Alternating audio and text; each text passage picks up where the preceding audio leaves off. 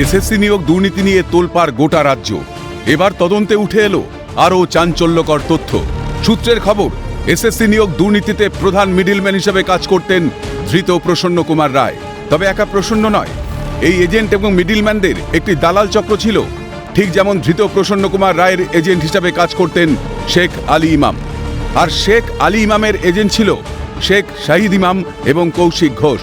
এই এজেন্ট এবং সহ এজেন্টরাই অযোগ্য চাকরি প্রার্থীদের সম্পর্কে যাবতীয় তথ্য এবং অর্থ সংগ্রহ করবার কাজ করতেন বলে সূত্রের খবর। এখানেই শেষ নয়, তদন্তে উঠে এসেছে সহ শিক্ষক পদে অবৈধভাবে চাকরি পাইয়ে দেওয়ার জন্য অযোগ্য চাকরি প্রার্থীদের থেকে মোট 6 কোটিরও বেশি টাকা নিয়েছিলেন প্রসন্ন কুমার রায়।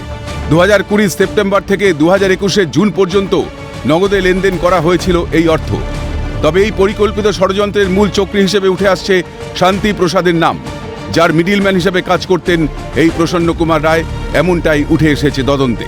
প্রসঙ্গত 18 জানুয়ারি প্রসন্ন রায়ের বাড়ি ও অফিসে তল্লাশি চালায় ইডি।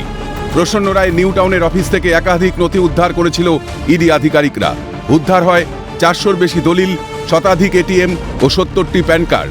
যে দলিলগুলি উদ্ধার হয় তা ছিল প্রসন্ন রায়ের অফিসের বেতনভোগ কর্মীদের নামে। প্রসন্ন রায়ের 100 কোটির বেশি সম্পত্তির হদিশ পায় কেন্দ্রীয় তদন্তকারী সংস্থার আধিকারিকরা। এই সব নথির ওপর ভিত্তি করেই দ্বিতীয়বার গ্রেপ্তার হয়েছিলেন প্রসন্ন। মিডলম্যান প্রসন্ন 97টি সম্পত্তির হদিশ এবং 70 কোটি টাকার হিসাবও খতিয়ে দেখা হয়। শিক্ষক নিয়োগ দুর্নীতিতে প্রসন্ন রায়ের ভূমিকা অত্যন্ত গুরুত্বপূর্ণ ছিল বলে দাবি ইডি সিবিআইয়ের। এখন এই বিপুল দুর্নীতির পর মিডলম্যান প্রসন্নর ভবিষ্যৎ কোথায় গিয়ে দাঁড়ায়, সেদিকেই তাকিয়ে বাংলার ওয়াকিবহাল মহল। অদ্রিজা ঘোষের রিপোর্ট, ক্যালকাটা নিউজ।